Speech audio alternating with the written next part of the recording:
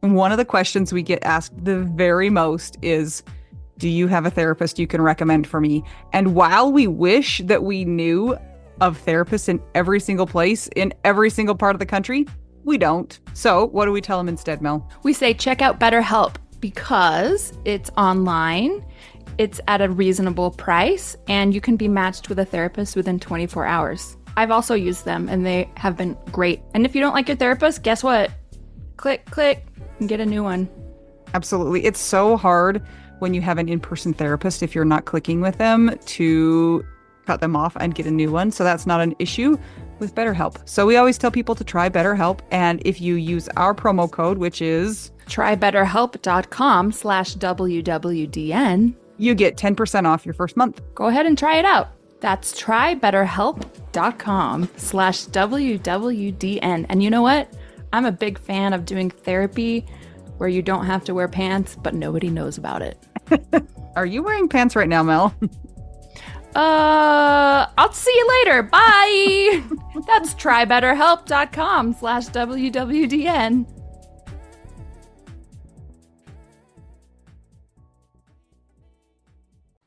We have sorted out the identity of this person, and so now we can interview them. They came with an alias. This is making you all the more like mysterious. Which is funny because her name's going to be in the episode title. They would have already seen. Mel, it's okay. We'll pretend. Yeah. Do you want to tell us who you are? My name is Julia, and Hi, Julia. welcome to my bedroom. Oh, a premonition. It is. Julia, where do you live? I'm in Toronto, Okay. Ontario, Canada. I love Canada. We've been to Toronto before together. So I love Wonder Bars, just if that's of anybody's concern. Coffee Crisp? Yes, please. Smarties. I like your Smarties better than our Smarties. I'm just going to be honest about that. You're lucky, Julia. You live in a great place. Before we start talking about your widow story, tell us a little bit about yourself. So I grew up in Toronto and had a wonderful childhood, no complaints.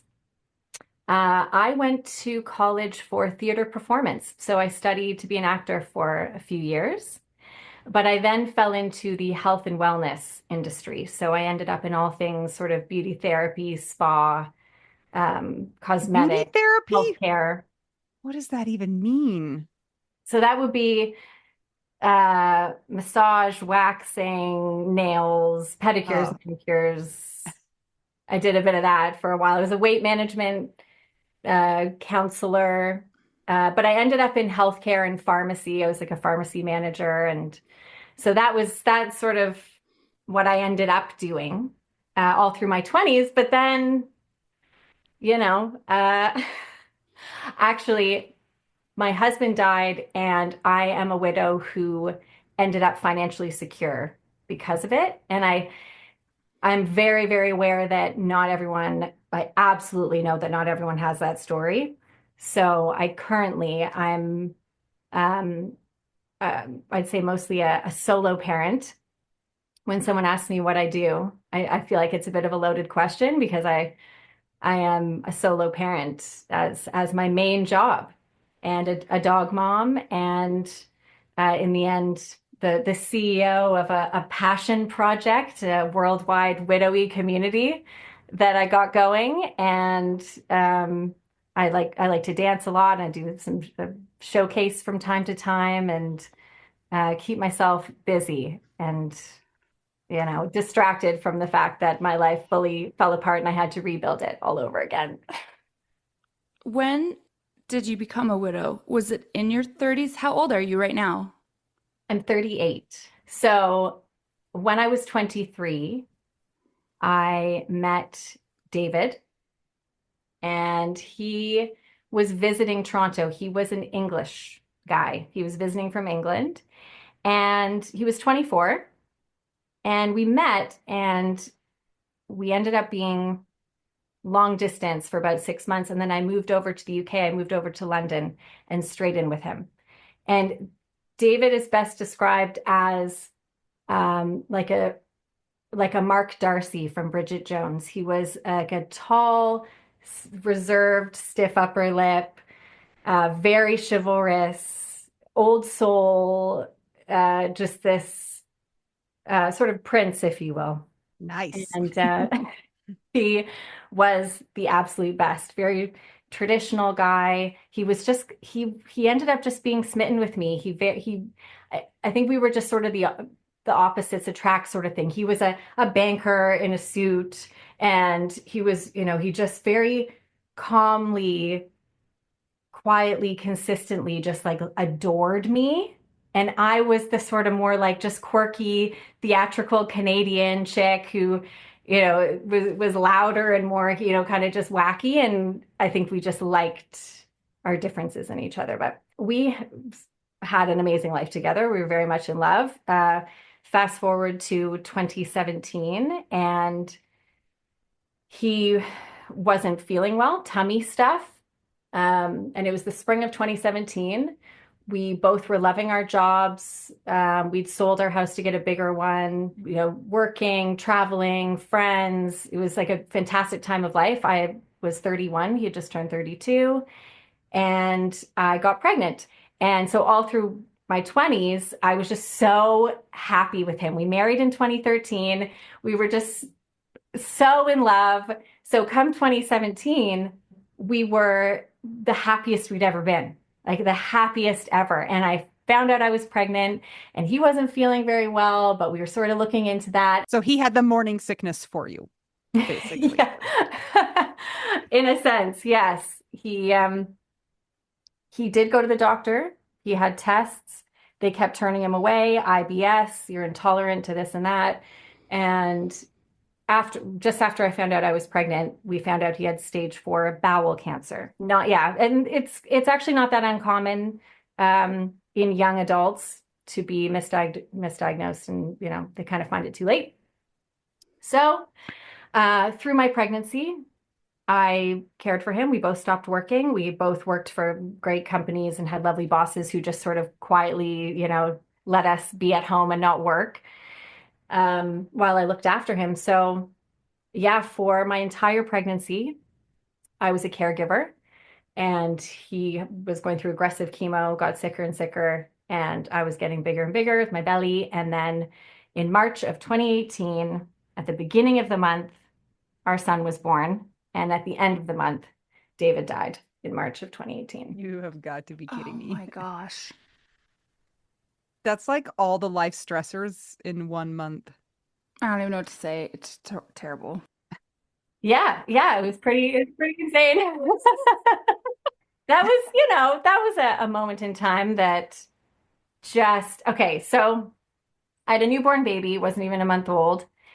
And what surprised me the most and caught me the most off guard was that I missed having sex. Because David got sick, I was missing that intimacy for months before he died.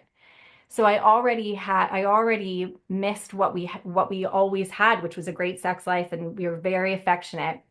And so we couldn't have that when he was sick. And then he died. And my biggest concern was not that I had this newborn baby. It was that I didn't have someone to have sex with. My husband was gone. It was my biggest problem, which surprised me because I had not been exposed to that being an aspect of grief in TV and movies. It wasn't, I just felt sort of like a crazy person. It was this all-consuming who will touch me ever again? And realistically, I have this newborn, so I've just had a baby. I'm not. What does dating look like in relationships? It was so out of reach, and it was the most devastating aspect of having lost a partner. This is your romantic connection. This is your person for all things sexual. This is unlike any other kind of loss, because this is the person you get naked with. This is the person you touch who touches you. So I'm sorry, but when you lose a parent, a sibling, a friend, an uncle, an aunt, yes, it affects your life, but this, I think, a romantic, a partner, there is this huge, huge aspect of spousal loss that I just absolutely did not see coming and didn't know what to do about it. What, who do you talk to about that? I was gonna ask about that. Like, you're having all these feelings, and probably you said it, you felt like a crazy person. You have a newborn baby. That makes you feel like a crazy person just in and of itself. And then you're just like, I want sex. And like, who do you say to that? Your best friends? You're like, yeah, I'm kind of sad, but really, I just am worried about sex. And then people would be judgy. Like, how do you even talk about that with people who aren't widows? Exactly. So people were asking me how I was. And, you say, oh, yeah, I'm okay, whatever. But inside, I was so sexually frustrated. And I just, I wish you would have said that to people sexually frustrated. That's how I am. yeah, but that's the reality, I think, actually, for way more widows and widowers than we talk about. And so it is tricky because how do you navigate those feelings, those thoughts and feelings? So I did end up dating quickly, and there are no rules for that. And I didn't feel guilty about that because I thought, well, I'm 31, and it can't be that I'm expected to sit around and just be sad and not be with anyone anymore for some indefinite period of time that no one can tell me what that is. So I did start dating, and I actually ended up briefly seeing actually one of his colleagues, sort of like a friend who he knew and trusted, and had actually sort of joked, if anything happens to be like that's a great guy. Like, I felt like um, I was so used to having the partnership and just having my bestie and that person in my life. And so a newborn baby, a baby just wasn't doing it for me, wasn't filling the void in any way of companionship. Or you can't you can't talk to a baby. It's so boring. And so It's I a was lump. in this new mom experience. At this point, did you know any other widows, like young widows that were in the same situation, so you could talk to somebody about it and at least know that you weren't insane or were insane together? Yes, a little bit. I joined an organization called WAY, which is Widowed and Young in the UK. And I met up with a widower, and we did talk about that. In the end, I didn't I think I was worried about joining too many widow groups because I didn't get a very uplifting vibe from what I was seeing. Um, I didn't want to be associated with this word, and I was just sort of dealing with having a baby and trying to just get the support I needed for that. So I didn't I didn't meet a lot of widows or talk about that much. It was just this quiet longing, pining, desperation, looking around, fantasizing about people I'm passing in the street because it was like a form of dissociating. It's just a way, to escape what's really going on by sort of daydreaming about something else that felt good. So were you near David's family when you guys moved to the UK? And did Yes. they step up to help with the, practical things you needed help with a newborn baby? Yes, very much so. My mother-in-law was also widowed years Oh, before, and okay. she was the best because she actually understood why I wanted to get out and be dating. She said, it'll be hard to see you with someone else, but I want you to be happy, and I understand that desire for companionship and having someone to go do things with. So she was my biggest support. She would have the baby for me. She was the least judgmental of anyone in my life. What are Of the anybody. chances? Okay, that's like a plot twist because usually it's like the opposite way where when you're trying to find a new path, it's like any sort of it feels like a betrayal, to in-laws sometimes. And so I wondered if you dating quickly, if they saw that as like a hard thing, but it sounds like she was all for it. You should have She talked to her was. about your sex life. I'm sure that would have been Oh gosh. super not awkward.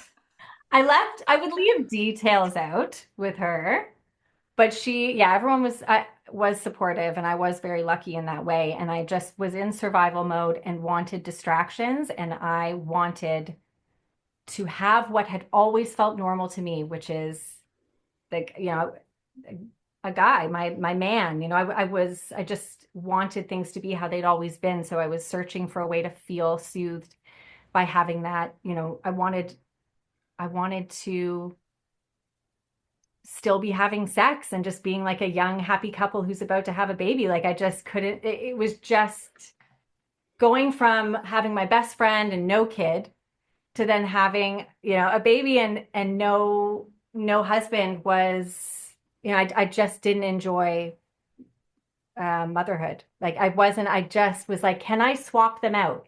Who do I need to speak to? Who can I talk to about this? I'd rather just like have him back and like take the baby. We don't like just give me my own life back. Okay, I love that you're saying this because these are like thoughts that we have, but we sometimes don't share because we don't want to shock people. But it's like, no, really, that's the truth. Like, I wasn't feeling happy in the situation I was in. Like, Yeah. this Well, is what, I did end up having a really great widow girlfriend, like a friend who I'm still really close with now. And she and I would get together and just say the most uncensored things to each other. Like we would just let loose. And it was all to do with sort of hating everybody else's happiness. We just couldn't stand it. It was, someone would say to her at the pickup at the daycare or the nursery or whatever, something about their husband. And she would, we would just say to each other, oh, must be nice.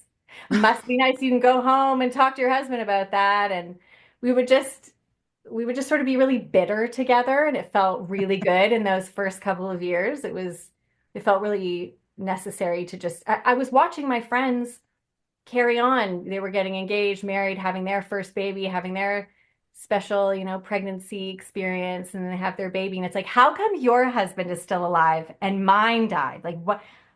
How come you get to carry on the path you saw for yourself? And I'm just, I, I don't understand. Like everything, I felt like my life just completely stopped. And I think the idea of being in a relationship and meeting a new man felt like the solution in those earliest days. It's like if I could just, I'll meet someone and it'll be okay because I'll just get caught up to where I was before. Our brains just are scrambling to find something to make it be okay again when it's not. And I really wanted to fast forward sort of 5 years. I was like, just take me 5 years from now and it must be better over there at some point. So, did you have any experiences that maybe were detrimental to you immediately? I don't want, not immediately, but in that time frame where a lot of people don't start dating. Did you have any bad experiences, or was it all good experiences and stuff that was helping you?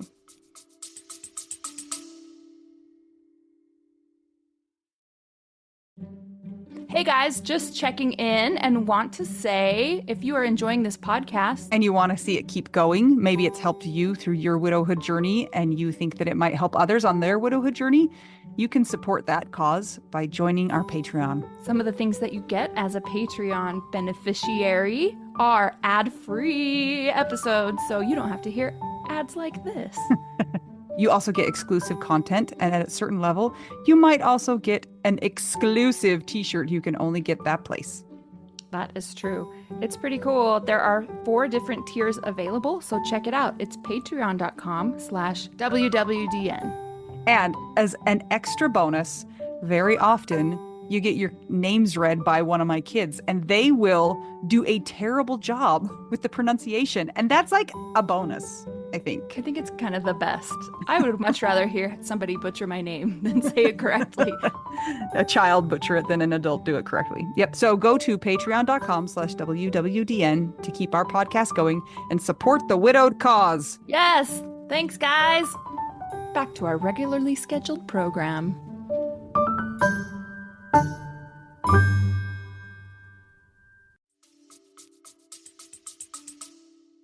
They weren't good experiences. The first guy I was with, I didn't know you could be so sexually incompatible with someone. That was new. I didn't know that could be a thing. So I was like, wow, yikes. And then I'd go out with these different sort of characters and,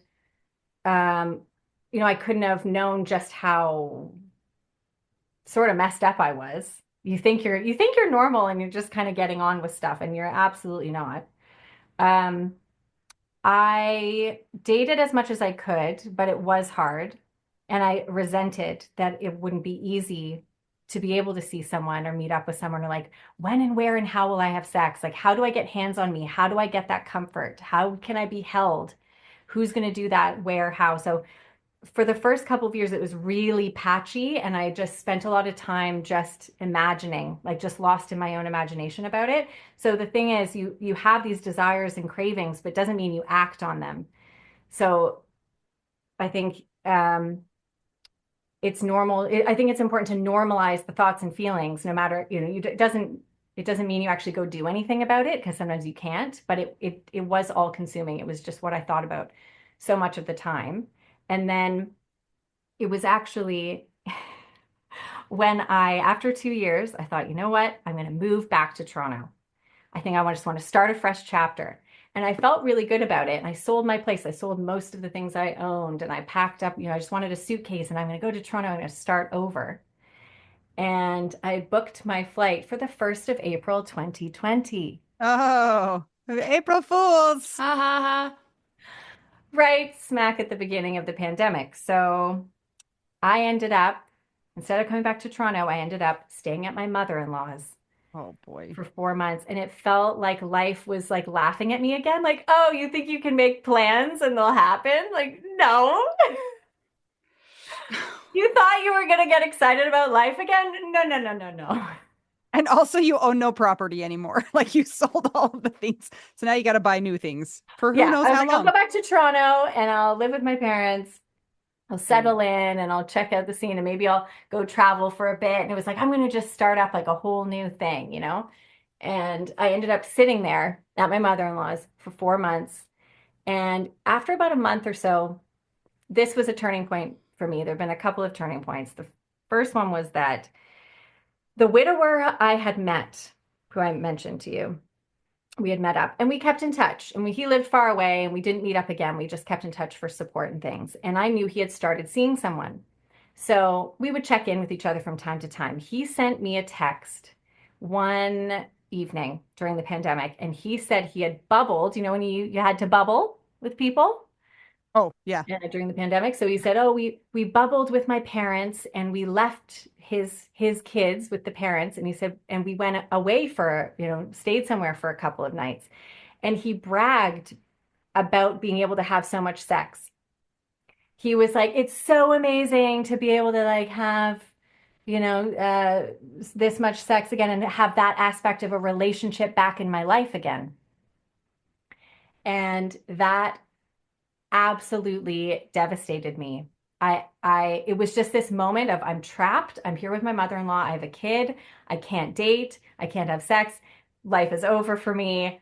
And it really hit me. I couldn't talk to my mother-in-law who's sitting next to me. She didn't know I got this text, and it gave me a panic attack. And I went upstairs and I actually had this moment. I just thought I kind of wanted to like scream and throw up and cry and just die. I was like, what even is life anymore? And that's when I did what a lot of people do who end up finding the community I've created, is I Googled how I was feeling. And I just said like widowed, but missing sex, craving intimacy, don't know what to do with myself, or whatever I wrote.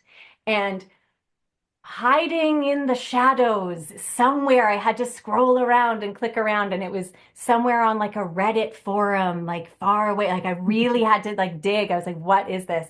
And the term widow's fire had been written, and the definition is the burning desire for sex following the death of a spouse. And you were like, yes, this is it. This is what I've been searching for. This is the definition. Yes. Yeah, something that made it make a bit more sense, what I'd been experiencing so much of. And I looked around and no one was really doing anything with that. So I bought the domain name. I was like, widowsfire.com. I don't know what it's going to be. I don't know what I'm going to say. I don't know. Secretly, you were just hoping to find a man on it. Let's be honest. You're just like, I hope I can like lure somebody in here. Why not? Yeah, yeah. I really didn't know. I didn't know why. I just felt really compelled to do something with that term, to give a face to this thing that is a thing that I didn't feel was obvious enough for me to understand way sooner. So in the end, I did move back to Toronto. I was dating. I had my first boyfriend for about a year, and it wasn't working, and it ended, and I found a breakup after being widowed was just extra horrendous. Yes. Yes. Non-manageable. I don't approve of it either. Yeah, that was so complicated. That was really tough. So meanwhile, I'm chipping away at this site that I don't even understand what I'm trying to build, and I'm not a techie person. So I was sort of creating a site that just sort of explains what it is. And I was like, well, how do I help people sort of connect and engage with this? And so it was a really, really slow process to understand what am I trying to do with this project? What is this supposed to be? So it did take a couple of years of just kind of picking it up and putting it back down again. Like, I don't know what I'm trying to do. This is stupid. This is a stupid idea. And who cares? And never mind. And then something would feel like, no. I keep experiencing, even in relationships, I would be dating and even had a boyfriend for a year and was still dealing with this insatiable thing in me that just needed more and wanted more intimacy, basically to make up for how much of it I had been deprived of for so long. So you had a boyfriend. Were you like a ravenous tiger? And he's like, please get away from me because it was really intense. Yes, and that can be off-putting to some people. And again, with the sexual incompatibilities, people's like, ages, people who have intense, jobs or custody arrangements that are stressing them out because they're divorced. You're dealing with divorced people who are going, have a different life experience that they're up against. And I felt like it was just a different time of life than being in your 20s and being married and just being really into each other. I felt like I was navigating this whole thing where there's kids involved and trying to find time to see each other. And then when I would see him, I had such a huge expectation of all of what should happen when we were together. And there's a lot of pressure. And the issue was that there was still this void in me. I was still just not okay. And I was thinking of sex and intimacy and kisses and cuddles as this sort of soothing, calming medicine thing that was going to help because I felt so entitled to it. I felt like, well, I lost my partner, so I should be having lots of romance in my life. And I should, this is what I need. This is the thing I want. This is what fills the void. When you were saying that you were like daydreaming, I just imagined you like playing Hallmark movies of yourself in your head all of the time. Like, oh, that's the apple grower. I'm going to fall in love with him and then it will be magical and everything will be fine. Anywhere I was, I'd look around, and especially on the weekends, on a Sunday, for some reason, there were always dads at the park with their kids, and I would take my son, and there was just men everywhere. Be like, I hope he's a widower. I hope his wife is dead so we can get together. Precisely. Yeah. I looked around at people I knew, I had known, was friends with, David's friends. And I was like, who could I be with? It was like, who could I just randomly sort of like, I would just have these fantasies that made no sense and were inappropriate because of the kinds of people I was looking at. They'd never have any idea. Anyone was like an option, except they weren't, because I wasn't really going to do anything about it. But my brain was so fixated on just getting this thing that I thought would make me feel better.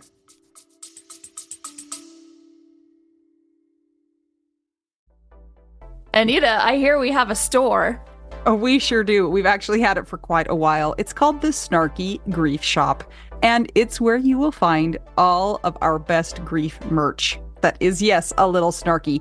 For instance, it's where you will find the official widow card that you can pull and use at your convenience. You can put it in your wallet, and anytime you need to use it, pull it out, play the widow card. Yeah, we have glow-in-the-dark stickers. We have shirts that say, "Be nice, my husband is dead." We also have the ones that are not quite as jarring, so that you can wear them out in public and not feel weird. But sometimes you need that shirt. I wear my "Be nice, my husband is dead" to bed because I'm a little scared to go in public with it. But you've worn it on airplanes before with your kids. Yeah, every time we go to the airport, I wear that shirt because I'm just like, listen, I got to get all these kids through security. Just be nice to me. Thank you so much. And it's worked for the most part. Some of the less snarky grief shirts are podcast shirts or Widow Wives Club. We also have Resilient AF, right, Anita? What else we got in there? Yeah, which we're telling everybody who cares, like Mel's mom, that means American fork, because she can't know what it really means, guys. Yeah. Stickers and mugs and notebooks and just cool stuff that you can use to express your snarky grief. You'll find it by going to our website, shop.widowwedonow.com. There's a lot of W's in there, so just make sure that you've counted them and there's the right number. We will link to that in the show notes, and it's also in our app, which you can get from the App Store. Can people get it from our regular website too? Yes, if you go to widowwedonow.com, there's a link for the shop in there too. Great. If you'd like to show your snark or have something a little more subtle, go ahead and check that out. Again, that's shop.widowwedonow.com.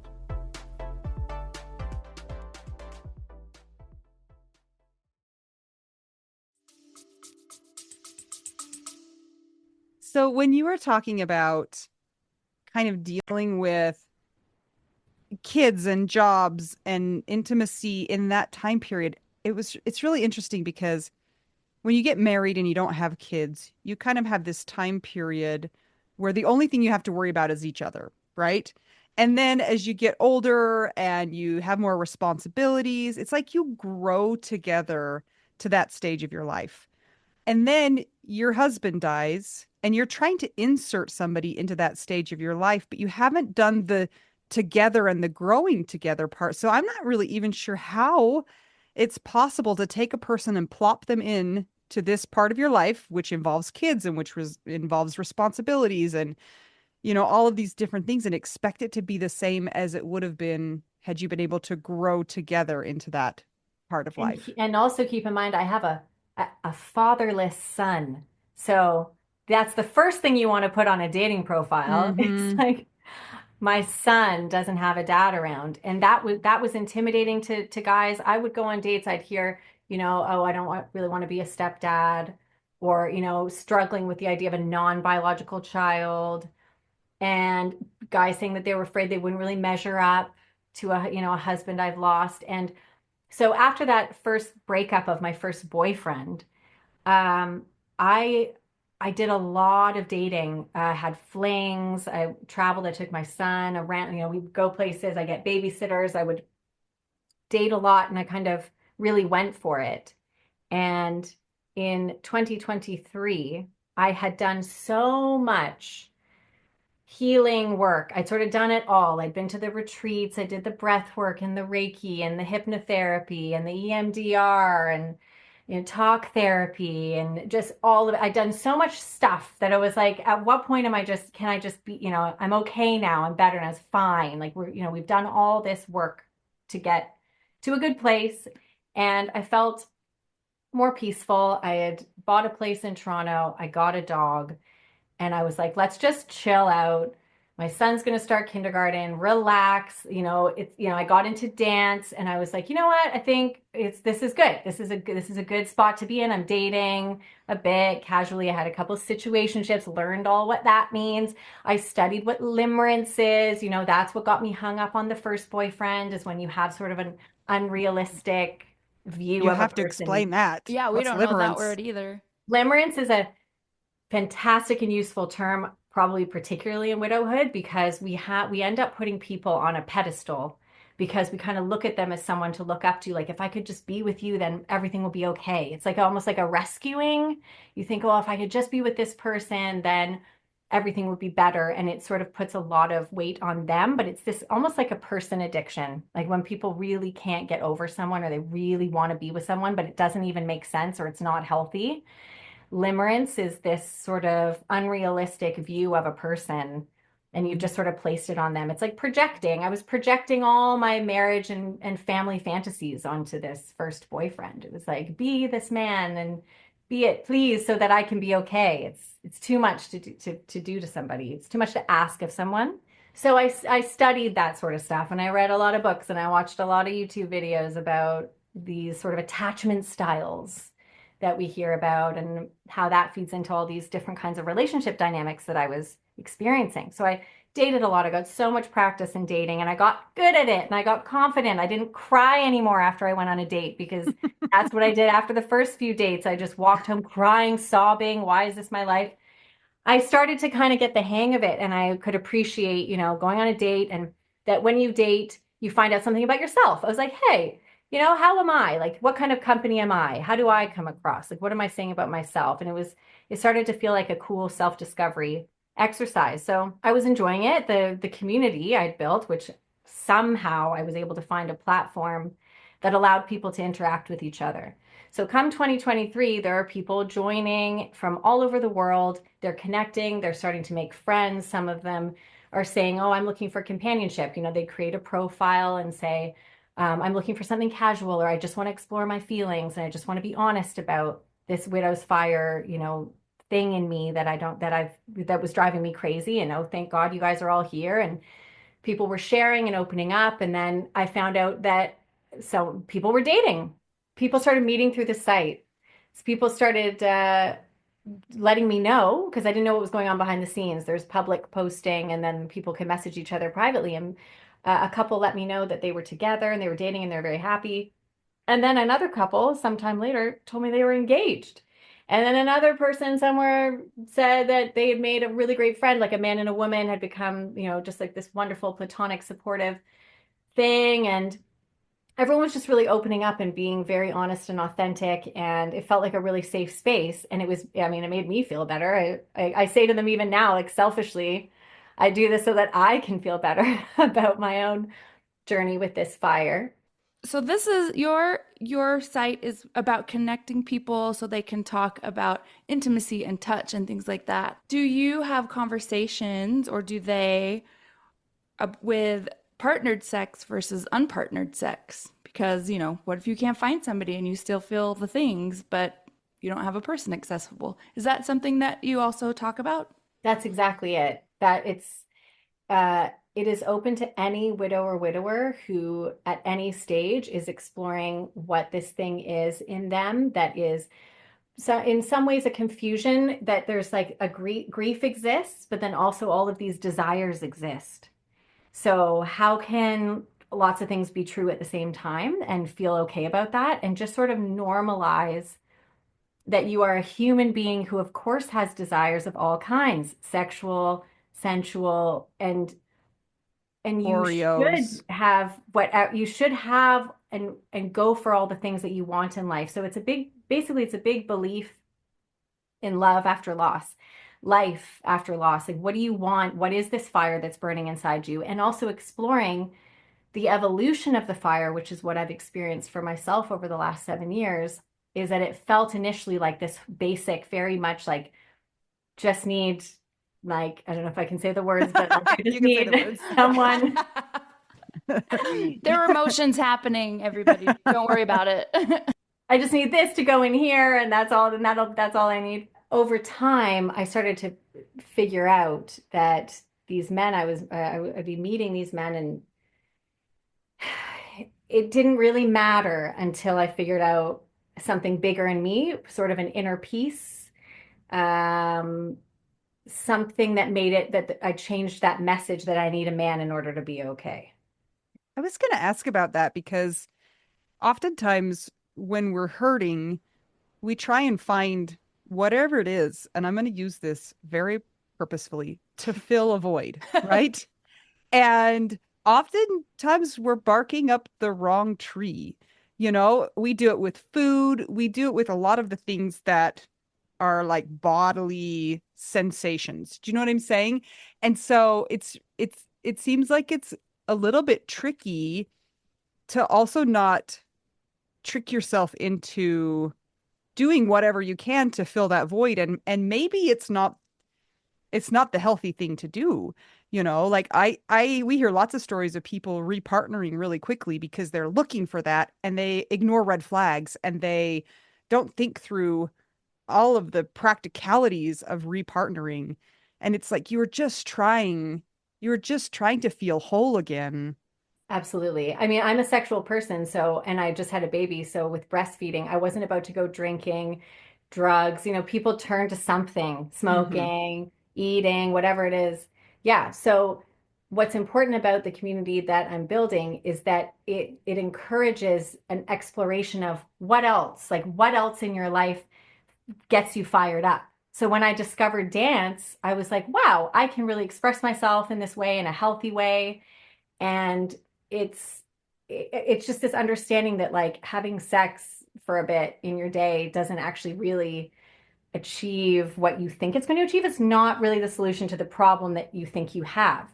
Hmm. And what ended up happening was when I, right in this lovely sweet spot, when I was starting to chill out and just kind of enjoy exploring and just doing my own thing, I met a guy. And it felt like, well, it makes sense that I would meet a guy right now that seems pretty, this could be it because I've done the work and this is going to be great. However, he wasn't a good one, couldn't have known, and I ended up in an assault situation. And I did just listen to the most recent episode, so there was a lot resonated with me. And that was a huge wake up call going through that experience. Absolutely did not see that coming. And it kind of taught me a lot of lessons, really tough lessons, really quickly, like within a couple of months. I was having my head smashed into, a door frame, and the way in which I was like, went from feeling so good about my home I'd built and what I was doing with my life. And basically, even still, the second there, it felt like, oh, now I finally am getting what I want. It's almost like the universe wanted to remind me again, you are not getting it. You are not understanding the work you need to keep doing on yourself consistently. It's not like, oh, there you go, here's your reward. You finally get You some did like, it. Yeah. yeah, You hit the finish line. Like there is no finish line, exactly. which is kind of frustrating sometimes. Yes. Yeah. Um, Yeah.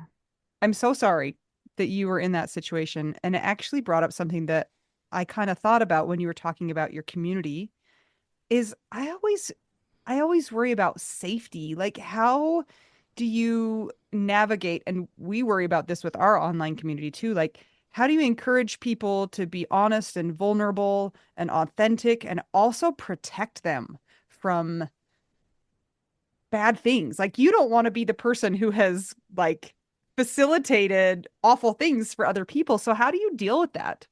Yeah.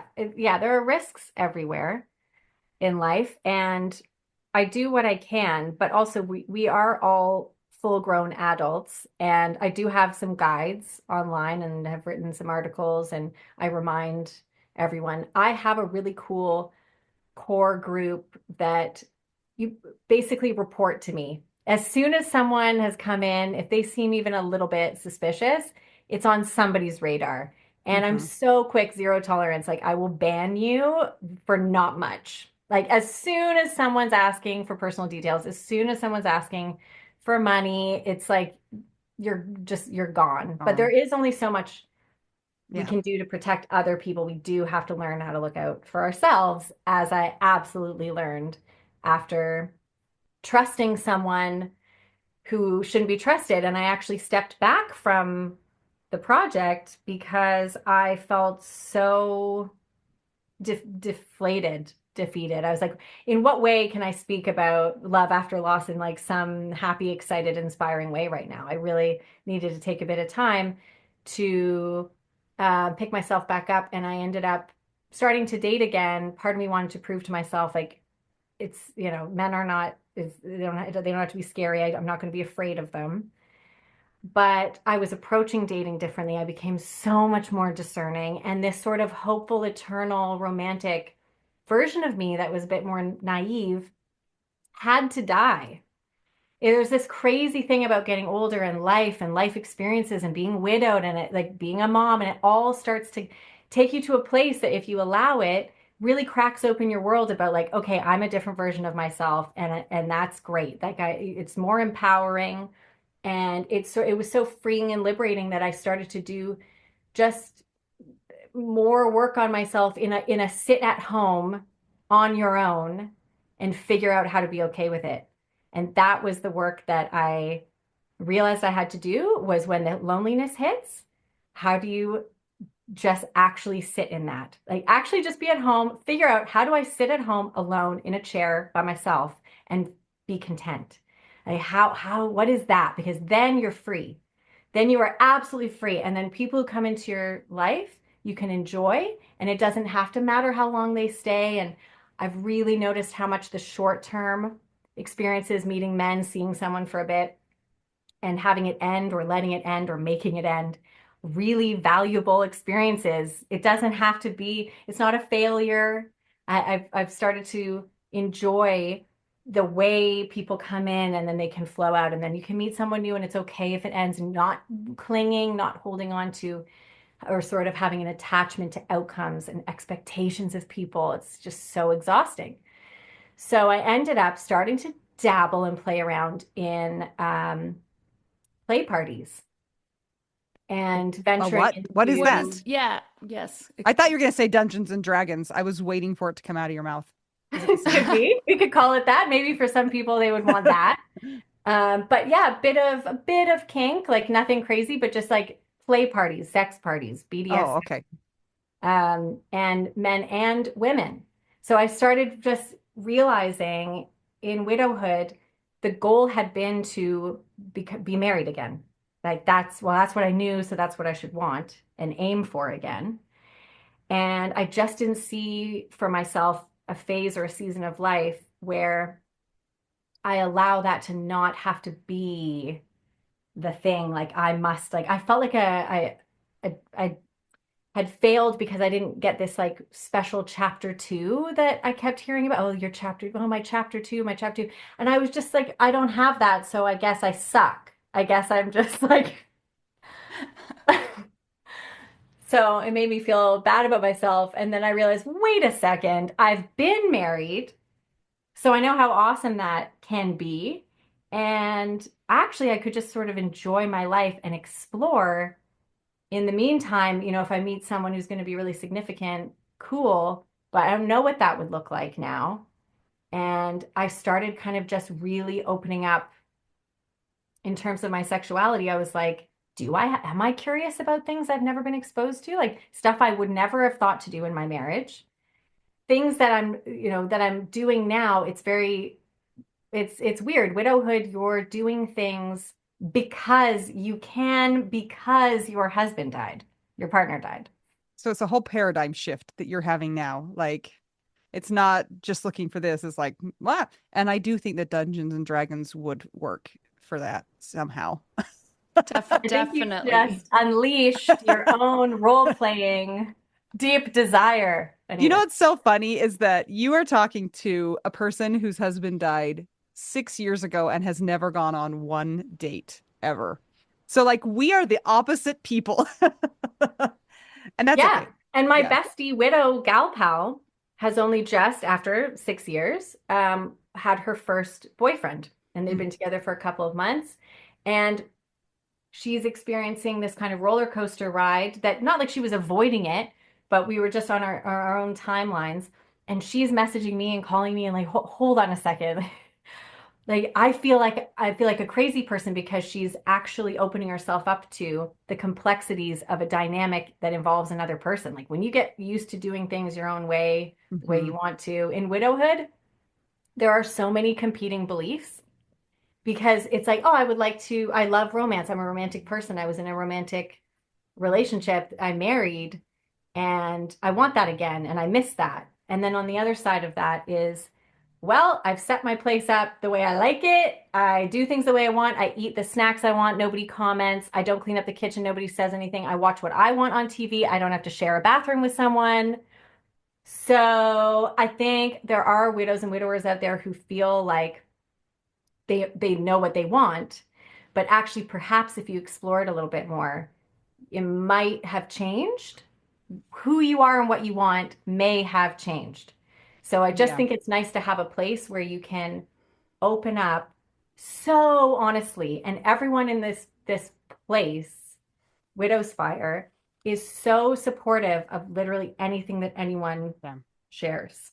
I love the idea also that it's a place where maybe you're trying to share that it's not just about the physical wants or desires. You're trying to impart wisdom, but it's also like let's be honest that this is something and that you don't need to feel ashamed or like you're betraying your spouse because you're having these feelings. So it's kind of like this dual purpose of acknowledging it and also let's be wise about it and let's figure out what you really need and not just go straight for, whatever physical relationship or intimacy you can have, but let's figure out who you are as a whole person. And this is part of your whole person, these desires. So Thank you for putting it like that. you're Thank you for welcome. saying that like that. I feel like that helps me see that yes, it's understood in that way. It's not just like, oh, join to talk about sex. Like not at all. I'm Right. I'm actually encouraging the opposite. It's like this is your starting point. You're feeling these feelings, start here and now begin to explore this part of you that actually it wants things. Like you have desires. Like let's find out more about them in a non-judgmental way. And half the members, half the community are men. There's men and it's widows and widowers, almost like a direct 50-50 split, which I'm really, really proud of Which is because also not normal. Yeah. there are a lot of places for widows and that's great. I know there just aren't as many options for men. And I was listening to your recent widower episode, and I was like listening and be like, I want to tell him. I want to tell him there's a place. What's cool is that the men and women, we do like group video calls and they interact with each other in such a fun, lovely, supportive way that I can see how much we need each other to make it even more okay, to discuss, to hear both sides, because everyone is having the same thoughts and feelings. And I think men need a really safe place to feel normal about what they're experiencing. And it's nice to have the insights and the perspectives from, we're all widowed. So I think separating out the men and the women, I guess I kind of understand why people do that, but for this topic, it's actually ended up being this really fantastic coming together of speaking about things openly. And also when it comes to dating, we've got the women being like, guys, like, help me out. What do you think about this situation? And just getting a male perspective. And I'd say most of the people that I have who hop on the video group calls, they're typically in their 50s. Like I'd say the majority are like 50s, 60s. We have people in their 70s, and there are people in their 30s and 40s. But the age range is, anyone can join. And I love that so many men have a place to come to be honest with other guys and share and ask anything and divulge also their insecurities and their fears when they've been married for like 40 years. They don't know what they're doing. And a lot of them have performance anxiety, and a lot of them just haven't dated for so long. And it's really quite sweet. And you want them to find happiness also. Like, why should they? We feel like we're the only ones who have those feelings, like, oh, well, I don't have a 20-year-old body anymore or whatever. I think it's fascinating that you have a 50-50 mix. And I kind of wonder because, our group is open to men and women, but we have a much smaller percentage of men. And I kind of wonder if part of the reason they don't seek out groups that are just kind of like, I'm going to say normal, that's not the right word, but just kind of the run of the mill group, because this is maybe something that's a big deal to them and they don't want to talk about that in a group that's not specifically for that. Like they might be seen as like yucky or predatory if they come in and they're just like, I want to have sex. And everybody's like, get thee hence, Satan, because we're also protective of we don't want people propositioning us, without our consent. And so it's like you've made a safe place that has some ground rules, but that's going to be discussed. Yeah. I mean, remember, Anita, when we were first widowed, it was like if anybody would even talk to us about anything in that kind of realm, we were like, we can't even handle it. And so I think that, yeah, like Anita said, that's a really good thing to have something that is its own niche that is important. And maybe for some people who are widowed, it's not something on their mind currently, but it might be later. Or for, some people that do want to talk about it that are in kind of a regular group, they know that they're safe there. There's a whole lot of different situations. Julia, how does somebody join? What does it entail? What do people do? They come to widowsfire.com and they just join. They fill out an initial form. And it's $50 Canadian to just join once as a one-off, and then you're a member for life. So there's no subscription, there's no ongoing costs. And it's all widows and widowers, and it's people who have this understanding, like we all just get it. We all have been widowed, and some people have been caregivers for years as well. There's a lot of people who I've even had people ask if it's okay to join because they know it's coming. Like I have a really sick partner. They've been sick for years and years. I'm experiencing this feeling. So it really is for anyone who connects to this experience of, the amount of people who find me without any advertising whatsoever is just crazy. That's why I kept at it, because I was like, wow, there's a real need to have somewhere for people to go, because people do feel shame about it. They're nervous about it. They don't know what it means. They don't know what they're looking for. They've had crazy experiences with the way their partners have died, and illnesses that they had to go through for years and years. And they've been so without touch for years and years and years. And I really just feel strongly that people should embrace this human experience, this aliveness. Like, you are still alive. You have options to, how do you want to live your life going forward? And some people just, yeah, they want the company. But I think we did a survey, and it was like 90% of people were logging on every day, or every week. 70% of them admitted they're hopping online just to not feel alone and be in touch with people who they've met. And the majority see this community as a community. And then there's also a percentage, like 20%, who see it as like a dating site and a community, because there is that opportunity to meet someone and have it end up spark in a romantic way. So it's just like encouraging not being closed off to anything. You don't know how or when or where you'll meet someone who could be quite special. So we have people who've ended up being couples, have met, and they're still together. And that's really special. I find that really rewarding, because I loved being married, and it's absolutely okay that I 7 years later have not ended up remarried. Is something I've really had to sit with and appreciate, that I went my way, and it goes how it goes. We don't know how it's going to go.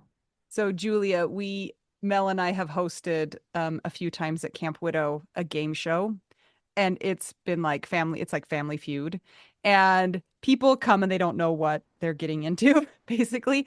But one of the questions that we have done at those is, how do you deal with your widow's fire? And it's funny because everybody, like, people just laugh and laugh and laugh about this, because we're just saying, like, no, this is like a real deal, and what are you guys doing about it? And then the survey questions are just hilarious, and it cracks people open in a way that they weren't expecting, because it's kind of a little irreverent and it's funny, and they're all like, yeah, I've done that too, kind of a like whisper. And it's like the best, because there's so many kind of underground experiences of widowhood that normal people don't know about. And then when you can connect over it, it's like gold.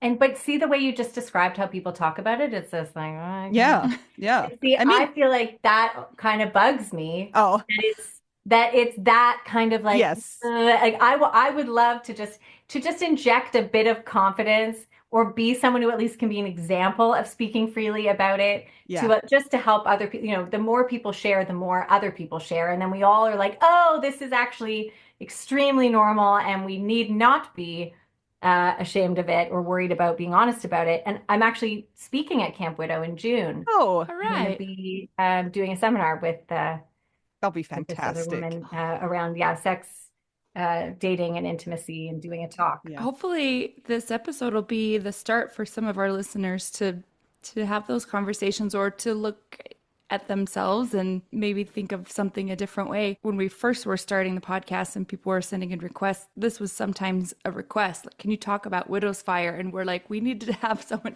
come in, like teach a seminar or something.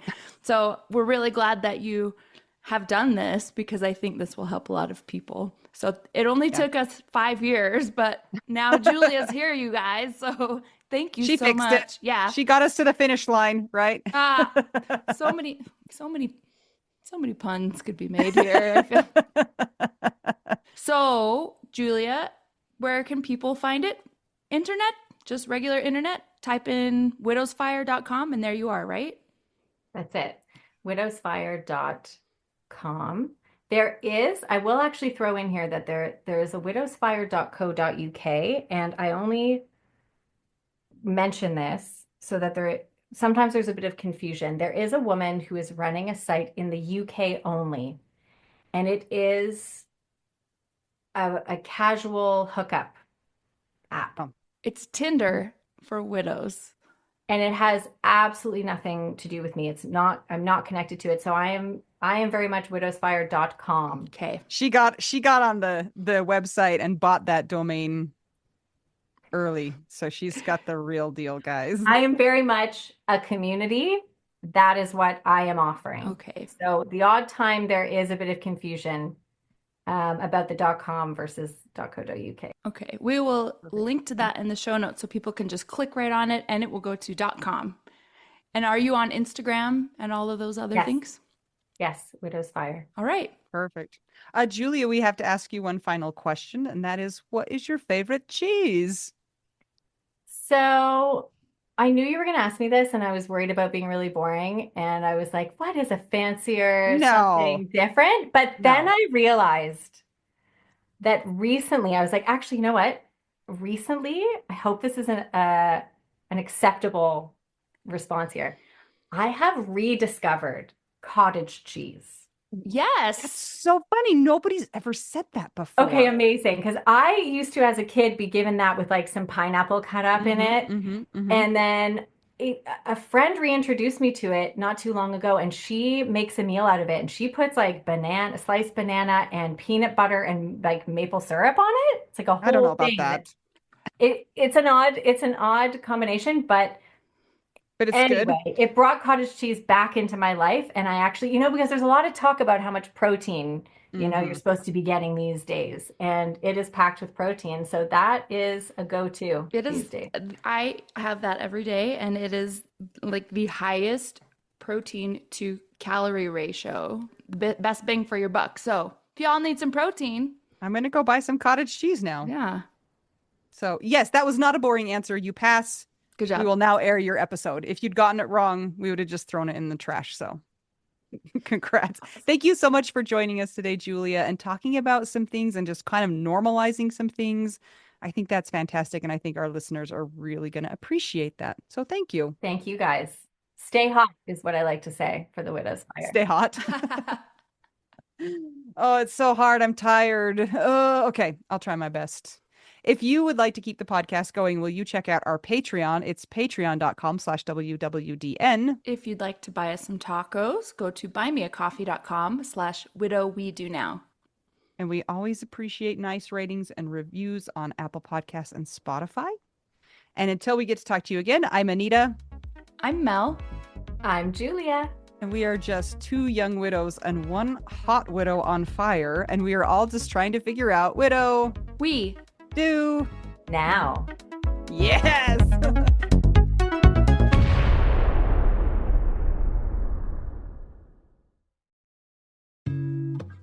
Mel. Yeah. We have a major announcement to make. Go for it. Did you know that right now all plans on Mint Mobile are what? $15 a month. Okay, that's truly ridiculous. Do you know how much regular cell phones are? Yep. $1 bazillion a month. 15 is less than that. New customers get 3 months of unlimited premium wireless for $15 a month if you sign up right now. And guess what? I use it. I love it. I've used it all over the country, all over the world, and it's great. And if you're wondering about phones, they have those available as well, or you can just port your own number and your current phone over to Mint Mobile. They make it so easy. So if people are interested in trying out Mint Mobile, how can they go about doing that? Go to trymintmobile.com/WWDN. And you know, it's interesting. When my dad died, we actually put his phone on a Mint Mobile plan because it kept his number going, but it was $15 a month. So there you go. And there's different storage plans, but you might as well just get the unlimited because it's $15 a month. Absolutely. All right, go try it today. That's trymintmobile.com/WWDN.